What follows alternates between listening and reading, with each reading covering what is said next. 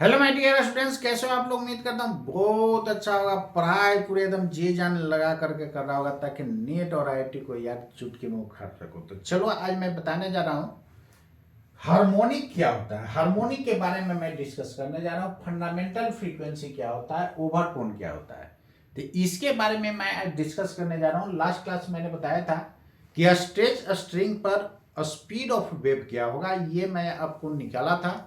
C बराबर root under T by mu, where T is tension in the string and mu is the linear mass density of string. यही बताया था ना। C is equal to बताया था root under T by mu, और इस पर मैं क्वेश्चन भी करवाया था। टी क्या था, टेंशन इन द स्ट्रिंग था, और म्यू क्या था, मास पर यूनिट लेंथ था, और इसी को लीनियर मास डेंसिटी बोला जाता है। क्या बोला जाता है, लीनियर मास डेंसिटी। तो आज मैं पढ़ने जा रहा हूं फंडामेंटल फ्रीक्वेंसी क्या होता है। What is fundamental frequency. Fundamental frequency, देखो फंडामेंटल फ्रीक्वेंसी जो होता है ये सबसे मिनिमम फ्रीक्वेंसी होता है। ये क्या होता है, मिनिमम फ्रीक्वेंसी होता है। क्लियर है ना। तो फंडामेंटल फ्रीक्वेंसी क्या होता है, मिनिमम फ्रीक्वेंसी होता है। कैसे से देखो, मान लो कि यही गिटार में देखते हो स्ट्रिंग क्या होता है, टाइट किया हुआ रहता है ना। यही स्ट्रिंग है। स्ट्रिंग का लेंथ मैंने माना एल है। क्लियर। अब यहां पर ध्यान दो, इधर स्ट्रिंग का लेंथ कितना है, एल। जैसे इस पर जर्क दोगे, एक बजाने वाला रहता है ना, ब्लैक कलर का इस तरह का रहता है। तो जैसे गिटार बजाते हो तो ऐसे किया तो ये क्या होगा, ऑसिलेट करेगा। तो ये ऑसिलेट करेगा तो ऊपर भी जाएगा नीचे भी जाएगा, यानी ऐसा ऑसिलेट करेगा, ऊपर भी जाएगा नीचे भी जाएगा। यही होगा ना। क्लियर। अब यहां पर ध्यान दो, इधर जैसे इस तरह ऑसिलेट करेगा, ये लेंथ ऑफ स्ट्रिंग कितना है, लेमडा है। स्ट्रिंग का लेंथ कितना है, लेमडा है। क्लियर है ना। तो ये क्या होगा, ऑसिलेट करेगा। अब ध्यान दो, इधर C क्या था, स्पीड ऑफ वेव। तो C is equal to n lambda या न्यू लेमडा। न्यू क्या है, फ्रीक्वेंसी है। तो यहां से न्यू बराबर C बाई क्या लिखोगे, लेमडा लिखोगे कि नहीं बोलो। न्यू बराबर C बाई लेमडा। क्लियर है। तो न्यू बराबर हो गया C बाई लेमडा। अब यहां पर ध्यान देना, यही आपका फंडामेंटल फ्रीक्वेंसी हो गया। और देखो ना, जैसे आप इस तरह का आपने ग्राफ देखा था, ऐसा था, साइन का ग्राफ यही था ना। क्लियर। ये ऑरिजिन, इधर एक्स एक्सिस और ये वाई एक्सिस, यही था। अब यहां पर देखो तो ऐसा दिख रहा है। क्लियर।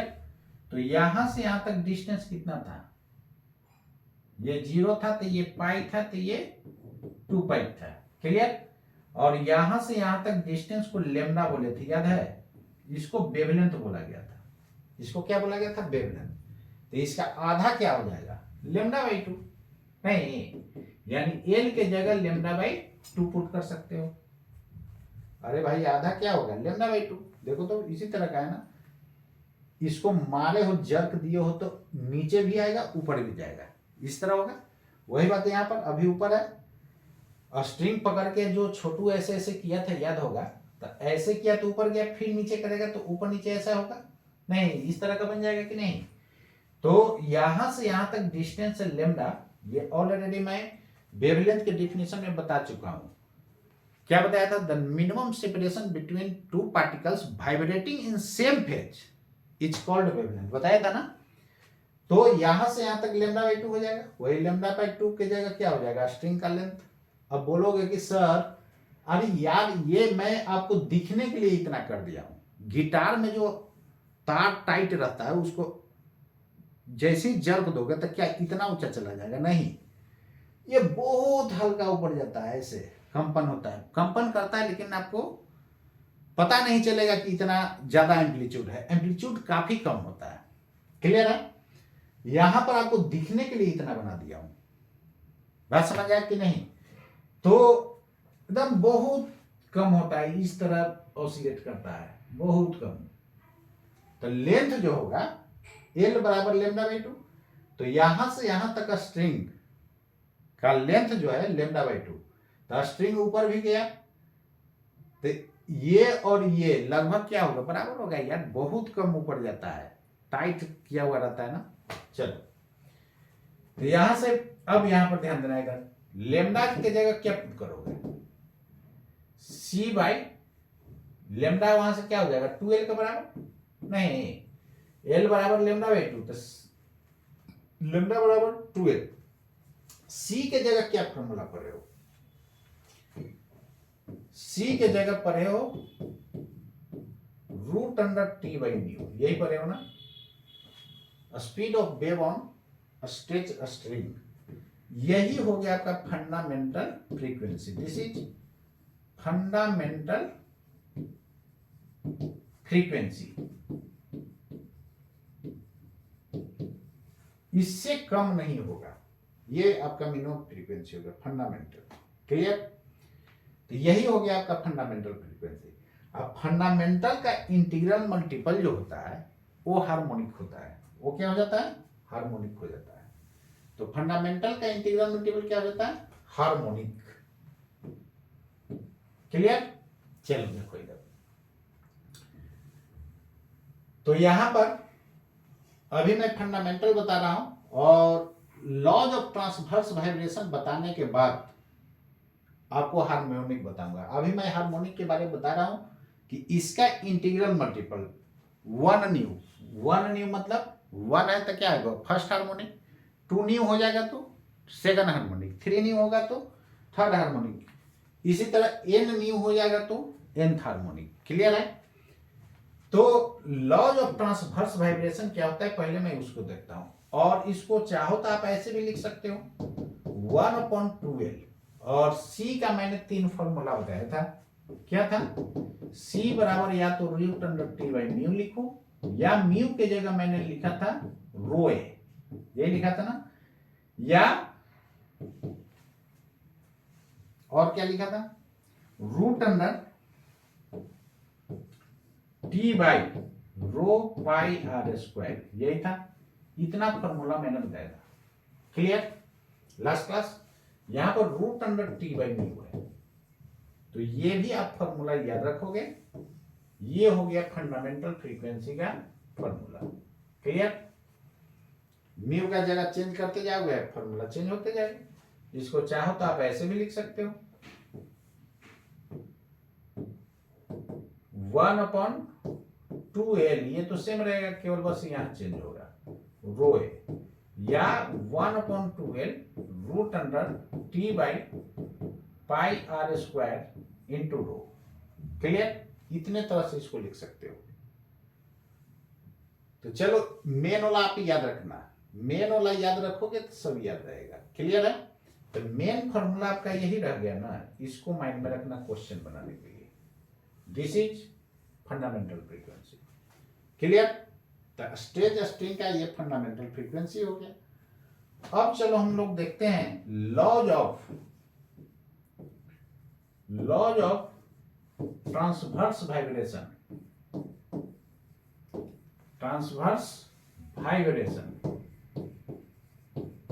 वाइब्रेशन बोलो या ऑसिलेशन बोलो, एक्चुअली वाइब्रेशन ऑसिलेशन में थोड़ा सा का फर्क होता है। जब वही ऑसिलेशन फास्ट हो जाता है ना तो उसको वाइब्रेशन बोल दिया जाता है। क्लियर है, उसको क्या बोल दिया जाता है, वाइब्रेशन बोल दिया जाता है। अब देखो लॉज ऑफ ट्रांसवर्स वाइब्रेशन में क्या सब होगा, क्या था, फंडामेंटल फ्रीक्वेंसी का यही फॉर्मूला है ना, 1/2L root under T by mu. Clear, ठीक है, या फॉर्मूला हम लोग क्या देखे थे, root under 1/2L root under T by rho A, इसी को मैं कन्वर्ट कर दिया था, तो मेन फॉर्मूला तो यही है। क्लियर, तो लॉज ऑफ ट्रांसवर्स वाइब्रेशन में क्या कहता है, फर्स्ट में लॉ ऑफ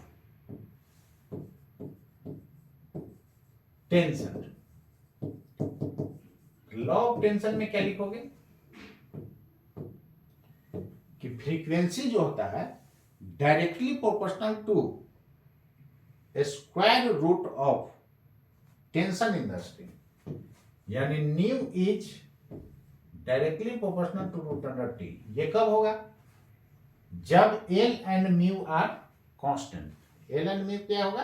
कांस्टेंट होगा। ये तब होगा जब L and mu are constant. Actually language में ये लिखा जाएगा the fundamental frequency of a given string. जब स्ट्रिंग आपको दे दिया गया तो उसका लेंथ भाई कांस्टेंट होगा, म्यू भी कांस्टेंट होगा। The fundamental frequency of a given string is directly proportional to the square root of tension in the string. यही हो गया आपका फर्स्ट, ये लॉ ऑफ टेंशन हो गया। तो मैं उतना लैंग्वेज नहीं लिख रहा हूं, बस डायरेक्ट लिख दिया, समझा दिया ना कि उसको लिखोगे तो कैसे लिखोगे। The fundamental frequency of a given string.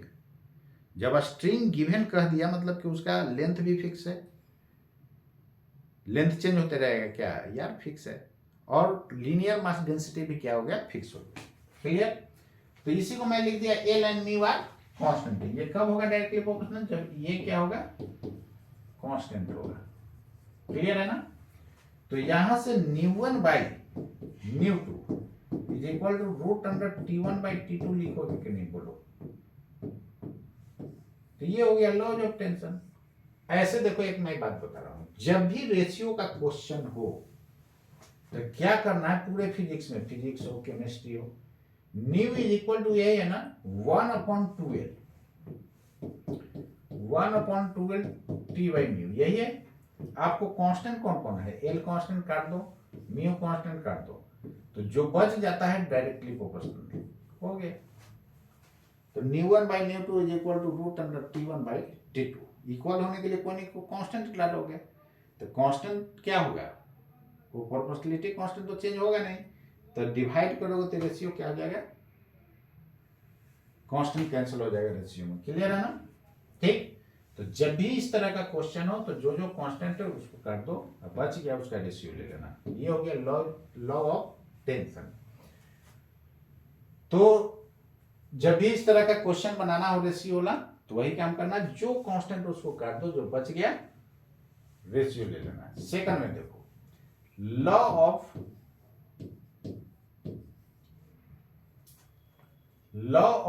Length. तो लेंथ का इनवर्सली प्रोपोर्शनल है नहीं, यानी fundamental frequency inversely proportional to 1/L। कब? इफ एल तो हो ही गया, if T and mu are constants. जब टी और म्यू कांस्टेंट्स होगा तब इस केस में क्या हो जाएगा, nu is directly proportional to 1/L। तो न्यू1 बाई न्यू2 is equal to L2 by L1। Inverse जब भी होगा इनवर्सली प्रोपोर्शनल तो 1 तो इधर 2 होगा। क्लियर है? लिख सकते हो? अब चलो लॉ ऑफ, अब बताओ, केवल फॉर्मूला याद रहेगा तो ये लॉ नहीं लिख लोगे।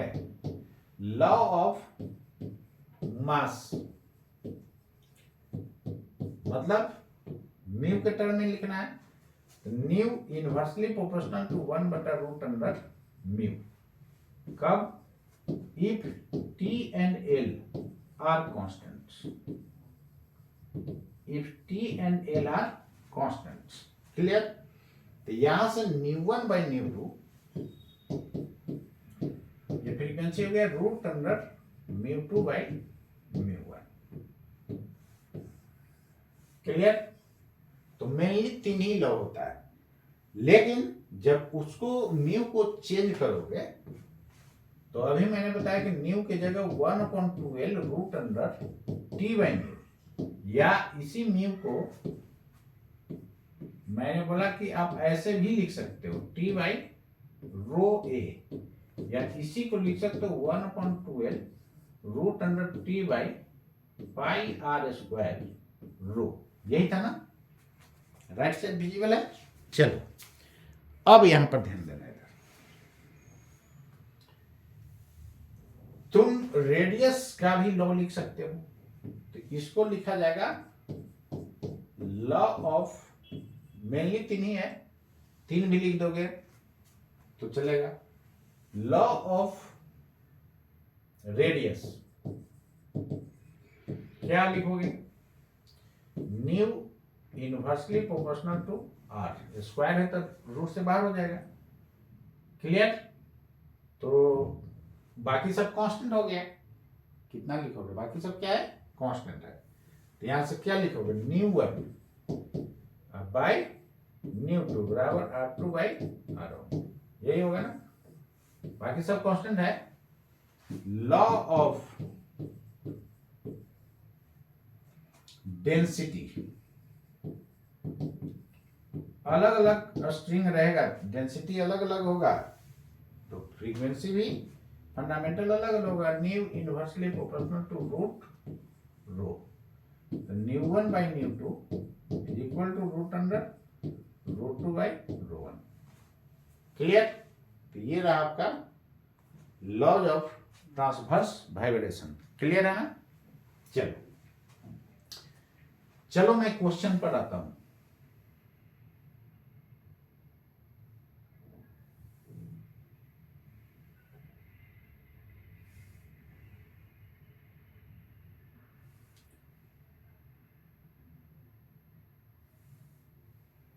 ये देखो,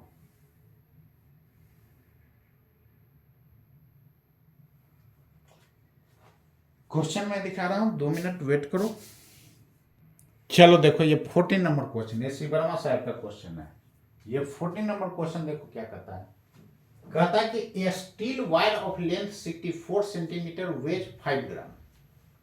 भाई लेंथ दे दिया है कितना स्ट्रिंग का? ये दे दिया 64 सेंटीमीटर। इसको मीटर में करोगे तो 0.64 हो जाएगा। वेट 5 ग्राम, मतलब मास दे दिया है कितना? 5 ग्राम। केजी में कितना? सब ऐसे यूनिट में हो गया। If it is stage by a force of 8 Newton, आपको फोर्स दे दिया, मतलब टेंशन दे दिया है जी 8 न्यूटन। क्लियर? तो पूछता है what would be speed of transverse wave passing on it. भाई आपसे सी डिमांड कर रहा है, तो सी बराबर root under T by mu जानते हो कि नहीं? क्लियर? अब रह गया यहाँ पर टी तो ऑलरेडी दिया हुआ है, म्यू नहीं दिया हुआ। तो म्यू क्या होता है? मास पर यूनिट लेंथ होता है। क्लियर? ठीक है? पर मतलब डिवाइड, मास पर यूनिट लेंथ। मास कितना? मास इज 5 क्रॉस 10⁻³ और ये हो गया 0.64। क्लियर? अब उसमें वैल्यू पुट कर दो, आप समझ रहे हो ना? तो इसको चाहो तो 100 ऊपर ले जा सकते हो, या रहने दो इतना ही। तो C का वैल्यू कितना हो जाएगा? C का वैल्यू रूट अंडर टी का वैल्यू कितना है? 8 न्यूटन। और इसको पुट करोगे तो नीचे वाला ऊपर चल जाएगा। इसमें कोई शक है? 0.64 डिवाइडेड बाई 5 क्रॉस 10⁻³ क्लियर? ठीक है यहां तक? अब इसको सोल्व करो। 100 नीचे लिया बना, तो root under 8 into 64 divided by 5, 100 नीचे आएगा तो हो जाएगा 10⁻⁻1। क्लियर? लिख सकते हो? चलो अब इस 10 को क्या करो, ऊपर लेके चले जाओ, तो 100 हो जाएगा। अब 5 से कट जाएगा, 5 टू 10। बोलो, चलो मैं एक लाइन और लिख दे रहा हूँ। 10 डिवाइडेड बाई 5 लिख सकते हो, ये कैंसिल हो जाएगा, 5 टू 10 और ये पूरा रूट के अंदर है, 8 टू 16, तो रूट अंडर 16 इंटू 64 हो जाएगा। 16 का रूट क्या होता है? 4 हो जाएगा, और 64 का 8 हो जाएगा, यानी 32 मीटर पर सेकेंड। ये आपका सी का वैल्यू हो गया। क्लियर? तो speed of wave on stage string कितना आ जाएगा? 32 मीटर पर सेकेंड। बोलो, किसी को प्रॉब्लम? ठीक है यहां तक? चलो, तो उम्मीद करता हूं ये क्वेश्चन समझ में आ गया होगा। तो जितना क्वेश्चन है आप इसको ट्राई करते जाना। अब चलो आगे मैं बताने जा रहा हूं, साथ साथ आप ट्राई भी करते चलना। अब नेक्स्ट मैं डिस्कस करने जा रहा हूं रिफ्लेक्शन एंड रिफ्रैक्शन, हेडिंग देना रिफ्लेक्शन एंड रिफ्रैक्शन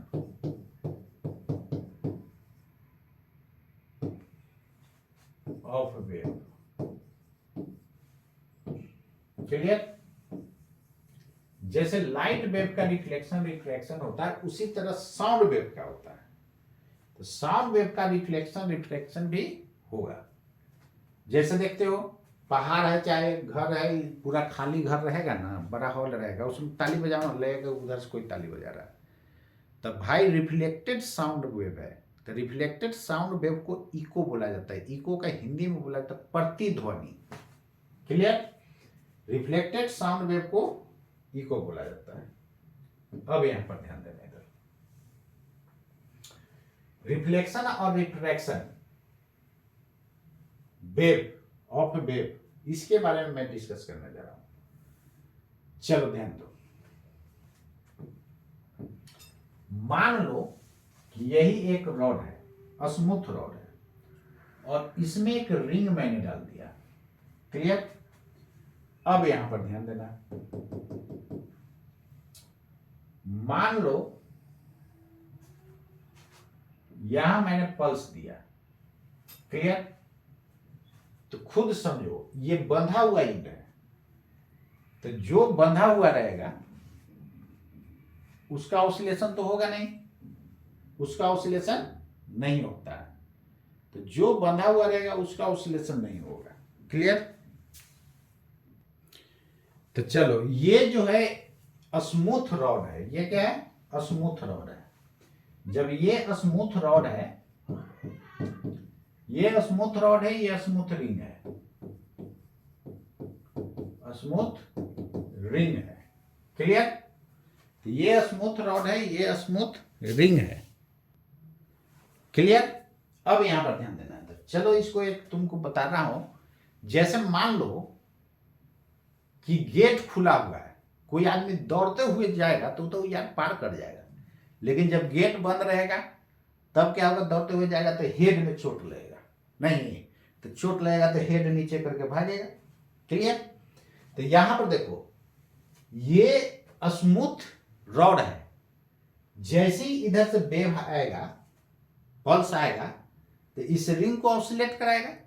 तो रिंग कहेगा कि जैसे कहेगा रिंग को ये वेव है, वैसे ये रिंग ऑसिलेट करेगा। अब सिंपल समझो, जैसे मान लो कि तुम बाहर निकला, तो बाहर निकला तो कोई आदमी आया, वो तुमसे अच्छा से बात कर रहा है, सीधा से, तो क्या उसको मारना शुरू कर दोगे? अरे भाई वो ढंग से बात कर रहा है, अच्छा से बात कर रहा है, तो आप भी उसके साथ वैसा ही पेश आओ। तो जैसे ही ये पल्स जो है इस रिंग को बोलेगा कि तुम ऐसे ऑसिलेट करो, तो ये स्मूथ है, जैसे कहेगा वैसे सुनेगा। तो जैसे कहेगा वैसे सुनेगा, तो उसको मार दोगे? नहीं। जैसे इंजीनियरिंग या मेडिकल कॉलेज में भी जब सीनियर तुमसे कुछ बोले और तुम कर दोगे, तो काहे को मारेगा यार? नहीं मारता है। वही बात यहां पर, जैसे ये पल्स जो है इस रिंग को कहेगा वैसे ही सुन जा रहा है। क्लियर? तो ये ऑसिलेट कर गया। नहीं तो देखो, जैसे कहेगा वैसे सुनेगा, तो क्यों इसको मारेगा? जब मारेगा ही नहीं तो हेड नीचे होगा? नहीं होगा ना। इसका मतलब कि जब ओपन इंड, इसको ओपन इंड जैसा ट्रीट किया जाएगा, treated as open end, treated as open end, treated as open end. Open end मतलब फ्रीली ऑसिलेट कर रहा है। तो जब भी फ्रीली ऑसिलेट करेगा तो यहां पर एम्पलीट्यूड मैक्सिमम होगा। जब एम्पलीट्यूड मैक्सिमम होता है तो उसको एंटी नोड बोला जाता है, यानी यहां पर क्या बनेगा? एंटी नोड बनेगा। क्लियर है ना? तो यहां पर एंटी नोड बनेगा। क्यों? क्योंकि मैक्सिमम इसका क्या होगा? डिस्प्लेसमेंट होगा। बात समझ गया?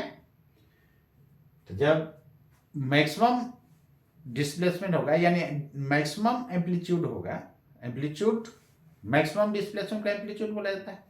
तो मैक्सिमम यदि हुआ तो वो क्या होगा? एंटी नोड होगा। जिसका एम्पलीट्यूड सबसे है वो क्या होगा? एंटी नोड का काम करेगा। क्लियर? अब यहां पर ध्यान दो, इधर जैसे ये पल्स लौट करके आएगा, तो लौट करके आएगा तो यहां पर टकराएगा, तो टकराएगा तो यहां पर देखो बंधा हुआ है, बंधा हुआ है मतलब गेट क्लोज है, तो दौड़ते हुए जाओगे तो हेड में क्या होगा, चोट लगेगा, चोट लगेगा तो क्या होगा, इन्वर्ट कर जाएगा, नहीं, तो यहां पर यदि टकराता है तो वो इन्वर्ट कर जाएगा, क्या कर जाएगा, इन्वर्ट। क्लियर। तो इसमें एक मैं पॉइंट लिख रहा हूं, इफ, पहले पॉइंट लिख लेना उसके बाद फिगर बनाना, पहले पॉइंट लिखो, if A wave is reflected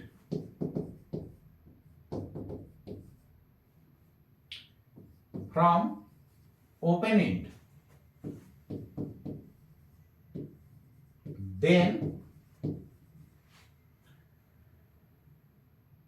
it will not be inverted, will not be inverted after reflection, यानी रिफ्लेक्शन के बाद ये इन्वर्ट नहीं करेगा, इसको ध्यान रखना, समझने के लिए मैं बता दिया। अब इसके नीचे फिगर बना देना, as shown in figure, as shown in figure, इसके जस्ट नीचे ये फिगर बना दो। क्लियर। यानी ओपन एंड से यदि रिफ्लेक्ट कर रहा है तो इन्वर्ट नहीं करेगा। क्लियर है। Next point, if A wave is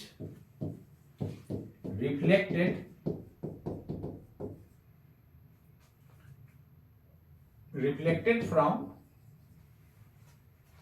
closed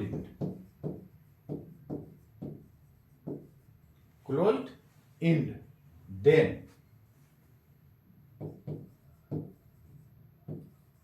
it will be inverted, तो ये क्या हो जाएगा, उल्टा हो जाएगा, it will be inverted after reflection। Clear है। तो रिफ्लेक्शन के बाद क्या हो जाता है, इन्वर्ट कर जाता है। यहां पर थोड़ा जस्ट लगा दो ना, जस्ट आफ्टर रिफ्लेक्शन क्या होता है, इन्वर्ट कर जा रहा है। क्लियर। यहां पर will not be inverted after reflection, just down, just रहे या न रहे क्या फर्क पड़ा, then it will be inverted after reflection, reflection के बाद क्या हो जाता है, इन्वर्ट कर जाता है। क्लियर। जैसे देखो यही मान लो कि स्ट्रिंग है, स्ट्रिंग यहां पर बंधा हुआ है, और ये देखो पल्स दिया गया, जर्क, जर्क बोलो, पल्स बोलो।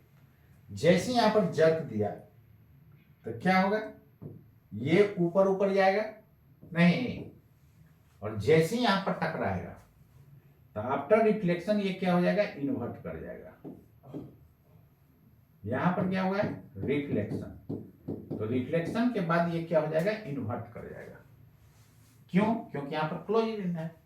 सिंपल समझो, जब गेट बंद रहेगा, दौड़ते हुए जा रहे हो तो टकराएगा यार, हेड में चोट लगेगा, तो हेड में चोट लगेगा तो हेड ऐसे करके चलोगे, हेड नीचे करके भागोगे ना, तो वही इन्वर्ट कर गया।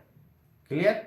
तो याद रखने के केवल तरीका बता रहा हूं, ऐसे बहुत कंफ्यूजन होता है। और याद रखना, यहां से आईआईटी में भी पहले क्वेश्चन आ चुका है इससे, इसके पहले जो मैं बताया मैचिंग टाइप का पूछा हुआ था, इसलिए ध्यान रखना है, यहां से क्वेश्चन आते रहता है। नेक्स्ट, तो ये जो है आपको कैसा एंड का काम कर रहा है, closed end, closed end. Clear. यहां पर नोड मिलेगा कि एंटी नोड, भाई नोड मिलेगा, बंधा हुआ है तो उसका एम्पलीट्यूड क्या होगा, जीरो, तो जिसका एम्पलीट्यूड जीरो होता है वो नोड होता है, अब मैक्सिमम एम्पलीट्यूड होगा तो एंटी नोड होगा, जस्ट उसका उल्टा। क्लियर। चलो, तो जब भी क्लोज एंड से टकराएगा तो क्या हो जाएगा, इन्वर्ट कर जाएगा। ठीक है। नेक्स्ट पॉइंट, इफ ए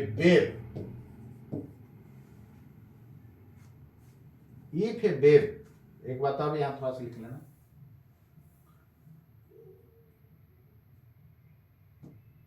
इसमें जो है ना इन्वर्ट किया है, मतलब ये reflected wave by incident wave के बीच का फेज डिफरेंस क्या होगा, ऑड मल्टीपल ऑफ पाई होगा, यानी ये दोनों एंटी फेज में होगा, दोनों क्या होगा, एंटी फेज। क्लियर, इसमें जोड़ दो, the reflected wave and the reflected wave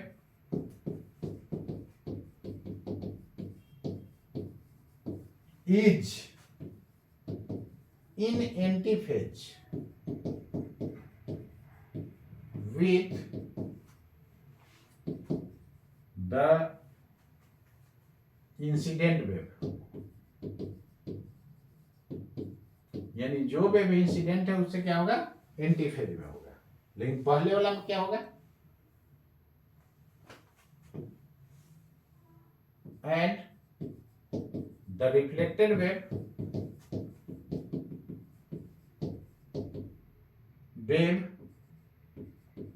is in same phase, reflected wave is in same phase, is in same phase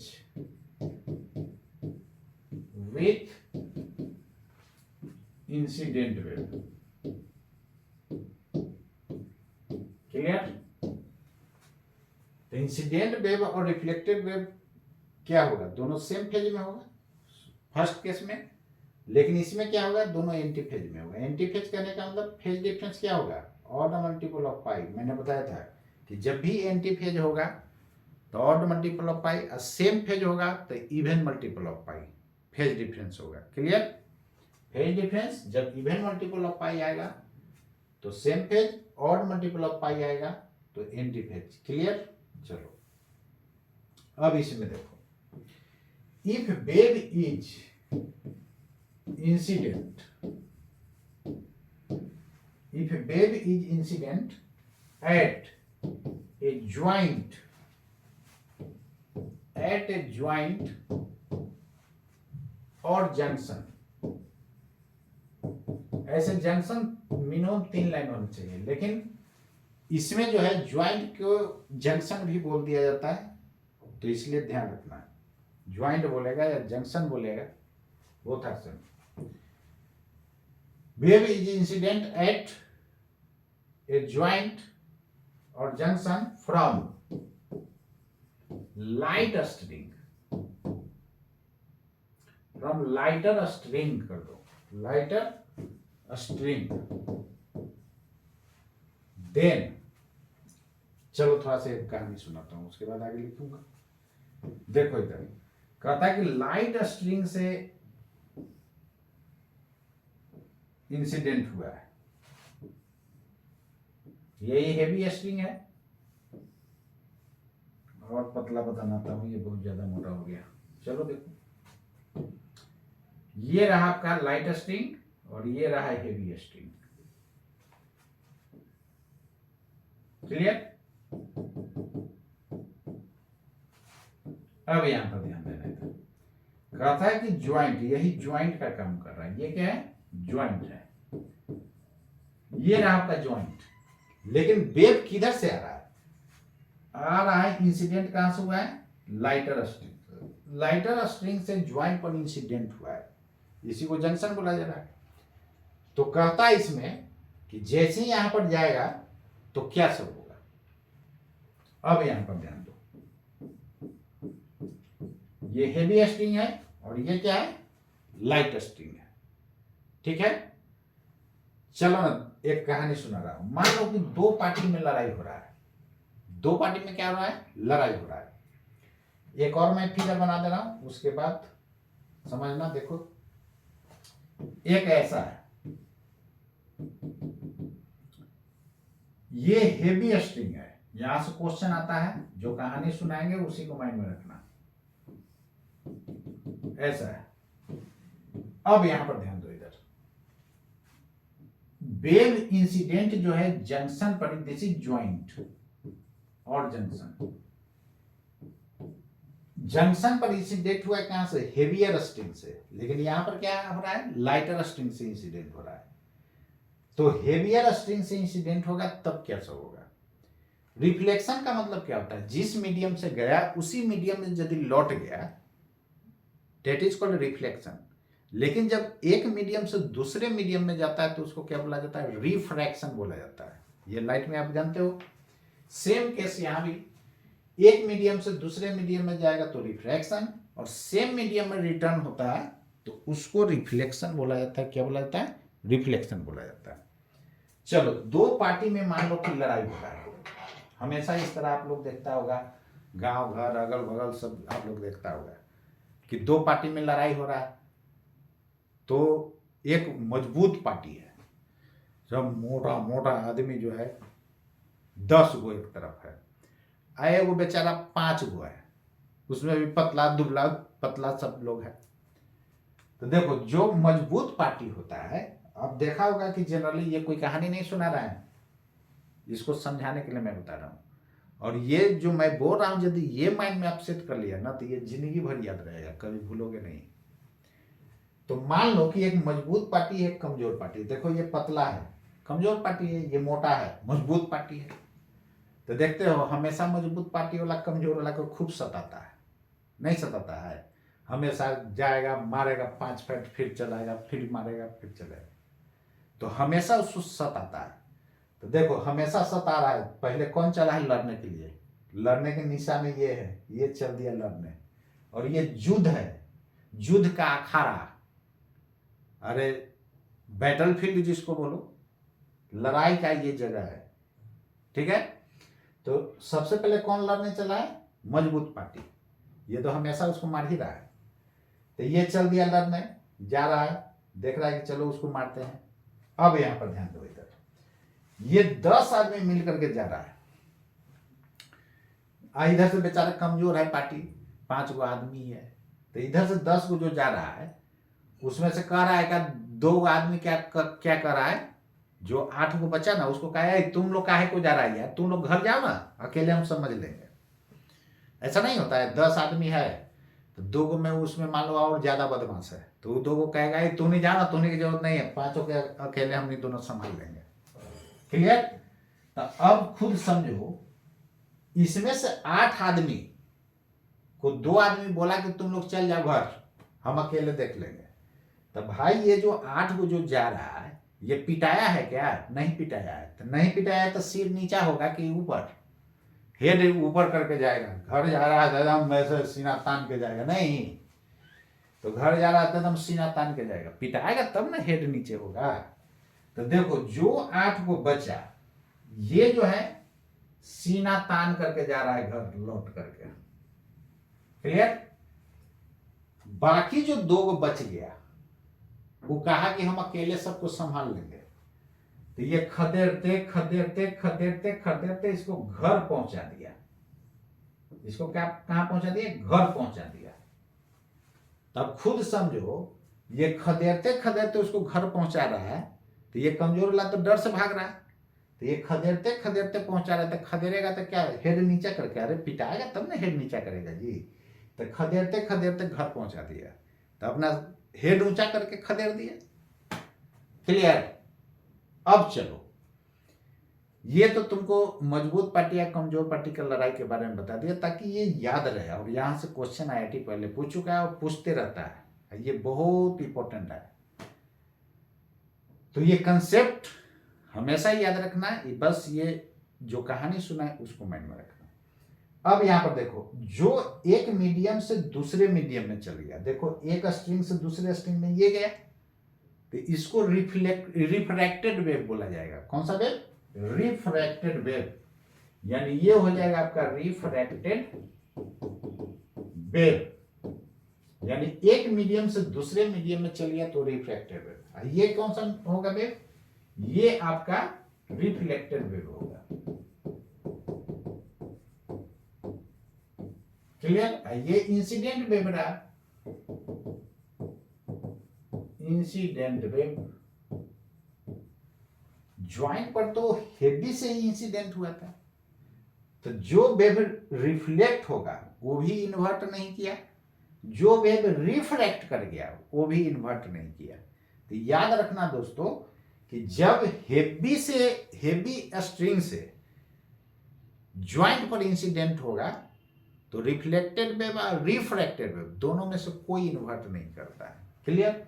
ये लिखाऊंगा आगे पॉइंट। अब चलो, ये समझ गया। अब आ जाओ यहां, देखो हमेशा मजबूत वाला जो है मारते जा रहा है कमजोर पार्टी का। तो कमजोर पार्टी कब तक बर्दाश्त करेगा? कोई ना कोई लिमिट होगा ना। जब लिमिट क्रॉस कर जाएगा तो जो कमजोर पार्टी में 5 गो था ना, एगो थोड़ा सा बहुत ज्यादा जो है गुस्साहा आदमी था, वो बोला ना कि सब बहुत परेशान कर रहा है, हमेशा मार रहा है हम लोग के। एकदम जिद पर उतर गया कि आज आएगा तो आज उसको छोड़ेंगे नहीं, आज उसको मार करके ही दम लेना है। बात समझ गए ना? चलो, तो हमेशा बेचारा का मारता था, तो एक दिन गुस्सा करके वही जो एगो था 5 गो में एगो, वो बहुत गुस्सा था, देखो चल दिया आज लड़ने के लिए, चलो तो आज मारते हैं आज उसको। क्लियर है ना? बहुत हम लोग का परेशान कर रहा है। तो ये चल दिया मारने, तो मारने गया तो ध्यान देना इधर, इसमें से बेचारा का कमजोर पार्टी न है, तो एगो था थोड़ा सा गुस्सा। अब एगो गुस्सा करके जा रहा है तो उसका 4 गो क्या घर भाग जाएगा? अरे भाई उसको साथ देना, चलो मराएंगे तो मराएंगे। तो इसके साथ जो 4 गो और था, जाहिर बात है ये मजबूत पार्टी है, मार के धवा दिया उसको, मार के धवा दिया, लप्पर थप्पर खूब मारा। अब बताओ, खुद पिटा गया जो 4 गो, एगो तो गुस्सा था वो तो खदेड़ रहा है, 4 गो जो है ना पिटा गया तो उसका हेड कैसा हो जाएगा? नीचा हो जाएगा। यानी पिटा गया, ये बेचारा भाग रहा है घर, पिटा करके तो हेड नीचे करके जाएगा। लेकिन इसमें 5 गो में एगो ऐसा था जिद्दी टाइप का लड़का, गुस्सा है कि खदेड़ते खदेड़ते सबको घर में पहुंचा दिया। मजबूत पार्टी बोला कि एकदम खदेड़ते खदेड़ते आज छोड़बे नहीं करेंगे, आज साले को मार करके आज एकदम सीधा कर देना है। नहीं, खदेड़ते खदेड़ते ऐसा लड़ाई झगड़ा में नहीं देखते हो, खदेड़ते खदेड़ते घर पहुंचा दिया। तो जैसे ही खदेड़ते खदेड़ते ये घर पहुंचा दिया, तो खदेड़ेगा तो भाई हेड नीचा करके खदेड़ेगा, अभी पिटाएगा तब ना हेड नीचा होगा जी। ये 4 गो के धर के धवा दिया तो बेचारा पिटा गया, तो ये हेड नीचा हो गया और ये इसका हेड ऊंचा है। तो ये हो गया कौन सा वेव? Refracted wave. ये हो गया रिफ्लेक्टेड वेव, ये हो गया आपका रिफ्लेक्टेड वेव।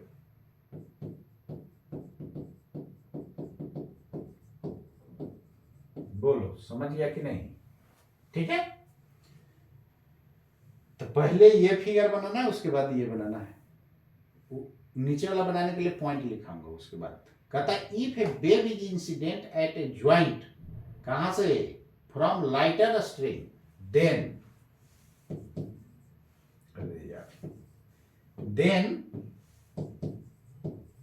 क्या होगा? रिफ्लेक्टेड वेव इन्वर्ट कर गया, रिफ्लेक्टेड वेव इन्वर्ट नहीं किया, then the reflected wave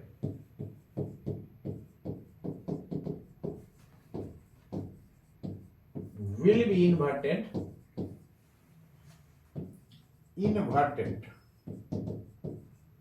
but refracted wave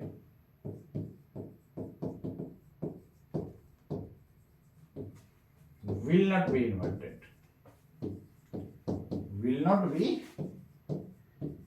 inverted, as shown in figure। इसके नीचे फिगर बना दो। क्लियर?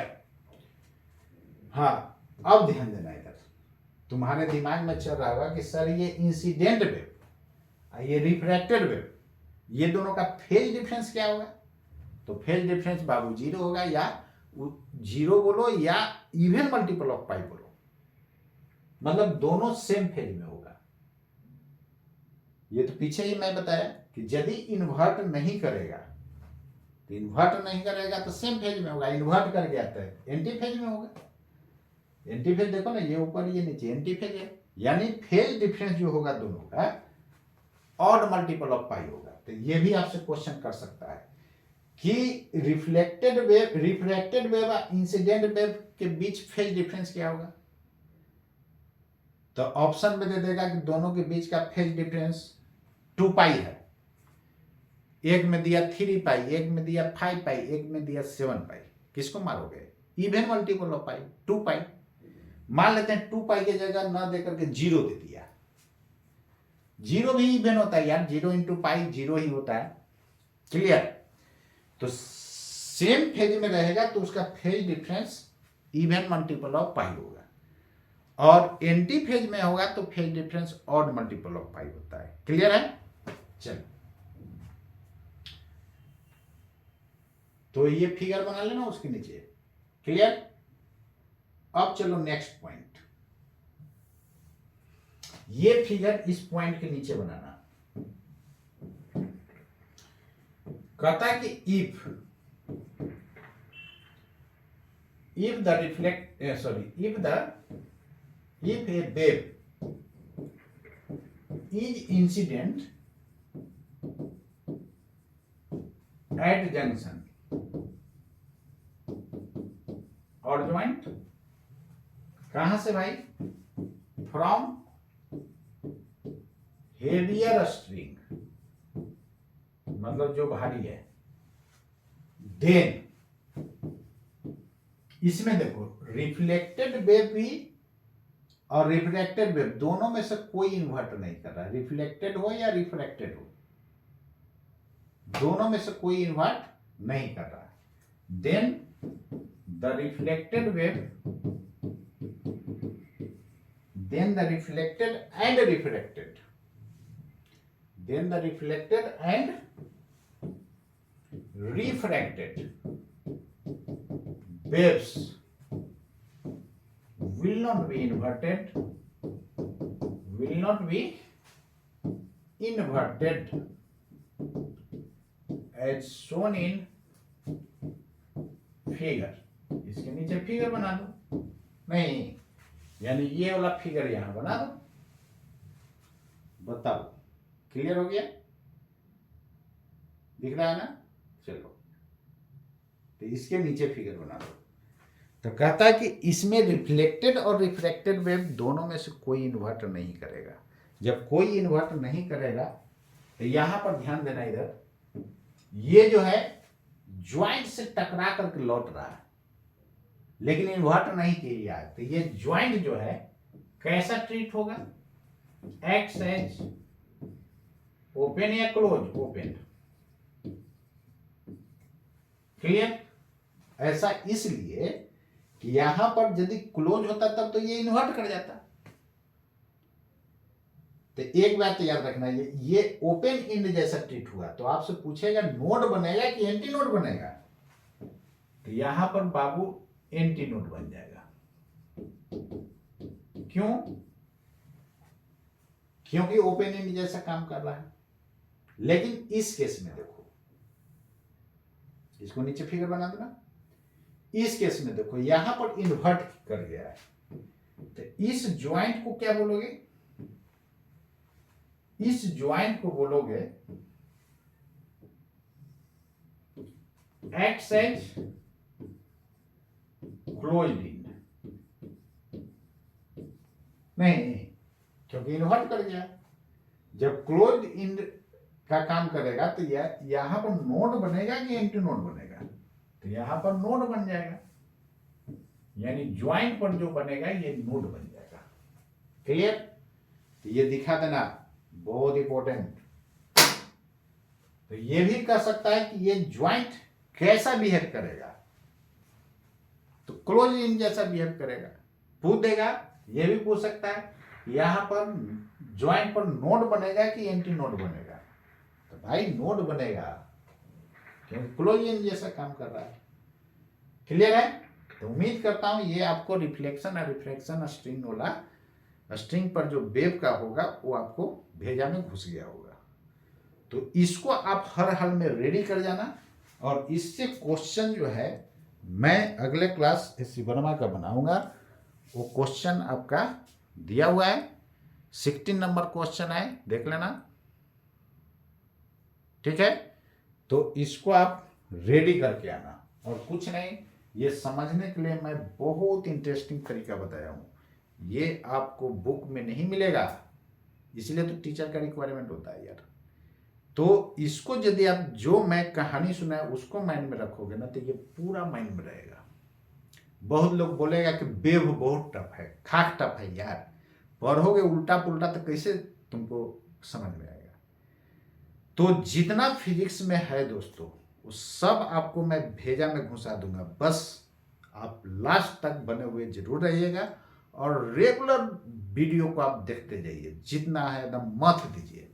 उसके बाद दुनिया का ऑल क्वेश्चंस बनेगा, चाहे यूरोप हो, चाहे रेसनिक हो, चाहे आपका एस सी वर्मा हो, किसी में जान नहीं है।